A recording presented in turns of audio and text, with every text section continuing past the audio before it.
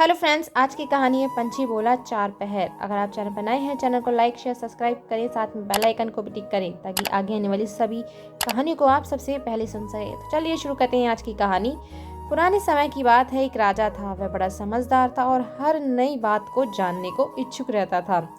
उसके महल के आंगन में एक बकौली का पेड़ था। रात को रोज नियम से एक पक्षी उस पेड़ पर आकर बैठता और रात के चारों पहरों के लिए अलग अलग तरह की बातें करता था।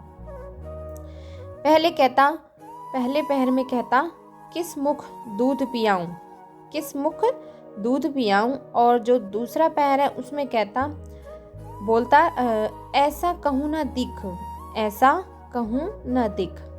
जब तीसरा पहर आता तो वो कहने लगता, अब हम करबू का। क्या कहने लगता? अब हम करबू का। जब चौथा पहर शुरू होता तो वह कहता, सब बम्मन मर जाएं, सब बम्मन मर जाएं। राजा रोज रात को जागकर पक्षी के मुख से चारों पहरों की चार अलग अलग बातें सुनता। सोचता पक्षी क्या कहता है, पर उसकी समझ में कुछ न आता। राजा की चिंता बढ़ती गई। जब वह उसका अर्थ निकालने में असफल रहा तो हारकर उसने अपने पुरोहित को बुलाया, उसे सब हाल सुनाया और उससे पक्षी के प्रश्नों का उत्तर पूछा। पुरोहित भी एक साथ उत्तर नहीं दे सका। उसने कुछ समय की मोहलत मांगी और चिंतित होकर घर चला गया। उसके सिर में राजा की पूछी गई चारों बातें बराबर चक्कर काटती रहीं। वह बहुतेरा सोचता पर उसे कोई जवाब न सूझता। अपने पति को हैरान देखकर ब्राह्मणी ने पूछा, तुम इतने परेशान क्यों दिखते हो? मुझे बताओ क्या बात है।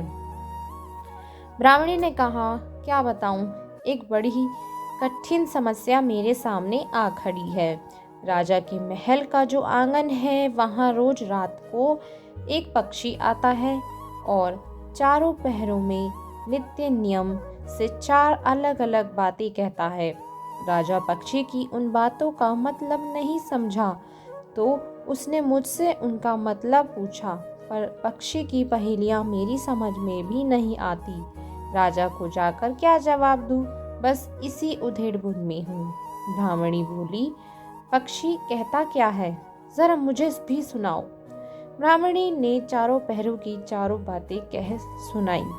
सुनकर ब्राह्मणी बोली, वाह, ये कौन कठिन बात है, इसका उत्तर तो मैं दे सकती हूँ। चिंता मत करो, जाओ राजा से जाकर कह दो कि पक्षी की बातों का मतलब मैं बताऊंगी। ब्राह्मण राजा के महल में गया और बोला, महाराज, आप जो पक्षी के प्रश्नों के उत्तर जानना चाहते हैं उनको मेरी स्त्री बता सकती है। पुरोहित की बात सुनकर राजा ने उसकी स्त्री को बुलाने के लिए पालकी भेजी।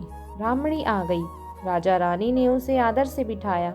रात हुई तो पहले पहर पक्षी बोला, किस मुख दूध पिलाऊं, किस मुख दूध पिलाऊं। राजा ने कहा, पंडिताइन, सुन रही हो पक्षी क्या बोलता है? तो वह बोली, हाँ महाराज, सुन रही हूँ। वह अधकट बात कहता है। राजा ने पूछा, अधकट बात कैसी? पंडितानी ने उत्तर दिया, राजन सुनो, पूरी बात इस प्रकार है। लंका में रावण भयो 20 भुजा 10 शीश, माताओं की जा कहे, किस मुख दूध पिलाऊं, किस मुख दूध पिलाऊं। लंका में रावण ने जन्म लिया है।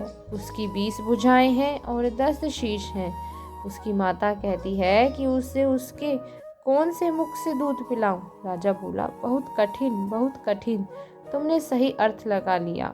दूसरा पहर हुआ तो पक्षी कहने लगा, ऐसो कहूँ न दिख, ऐसो कहूँ न दिख। राजा बोला, पंडिताइन, इसका अर्थ क्या है? पंडितानी ने समझाया, महाराज सुनो, पक्षी बोलता है, घर जम्ब नवदीप, बिना चिंता को आदमी ऐसो कहूँ न दीख, ऐसा कहूँ न दीख। चारों दिशा, सारी पृथ्वी, नवखंड सभी छान डालो, पर बिना चिंता का आदमी नहीं मिलेगा। मनुष्य को कोई ना कोई चिंता हर समय लगी ही रहती है।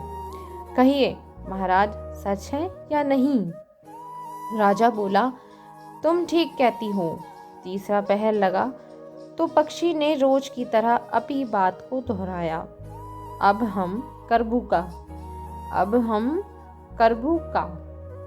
ब्राह्मणी राजा से बोली, महाराज, इसका मर्म भी मैं आपको बतला देती हूँ, सुनिए। 5 वर्ष की कन्या, साढ़े धई ब्याह, बैठी करम बिसूरती, अब हम करबू का, अब हम करबू का। यानी 5 वर्ष की कन्या को 60 वर्ष के बूढ़े के गले बांध दो तो बेचारी अपना करम पीट कर यही कहेगी, अब हम करबू का, अब हम करबू का। सही है ना महाराज? राजा बोला, पंडितानी, तुम्हारी यह बात भी सही लगी।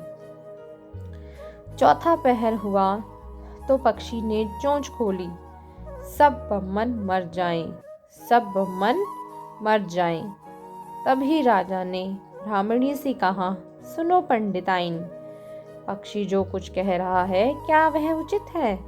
ब्राह्मणी मुस्कुराई और कहने लगी, महाराज, मैंने पहले ही कहा है कि पक्षी अधकट बात कहता है। वह तो ऐसे सब ब्राह्मणों के मरने की बात कहता है।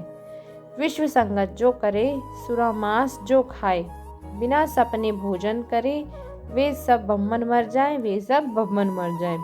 जो ब्राह्मणी वैश्या की संगति करते हैं, सुरा और मांस का सेवन करते हैं और बिना स्नान किए भोजन करते हैं, ऐसे सब ब्राह्मणों का मर जाना ही उचित है। जब बोलिए, पक्षी का कहना ठीक है या नहीं? राजा ने कहा, तुम्हारी चारों बातें 52 तोला पावरत्ती ठीक लगी, तुम्हारी बुद्धि धन्य है। राजा रानी ने उसको बढ़िया कपड़े और गहने देकर मान सम्मान से विदा किया।